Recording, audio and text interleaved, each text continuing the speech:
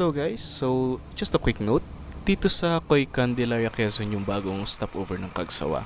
And kakalipat lang daw nila dito last February 2023. And I have to say, ito na yata yung pinaka-social na stopover ng mga buses papuntang south. Masasarap yung mga binibenta nilang pagkain and bukod pa doon marami ding options. At isa pa, maganda rin yung ambience ng lugar. Kitang-kita nyo naman sa video. Kung matagal na kayong sumasakay sa Kagsawa, papapansin nyo na napakalaki ng difference mula dun sa dati nilang stopover sa Chaong, Quezon. Napaka-premium ng dating at bagay na bagay sa language ng Kagsawa. Open sila for 24 hours and yung location naman ay nandito lang sa Bypass Road, Candelaria, Quezon.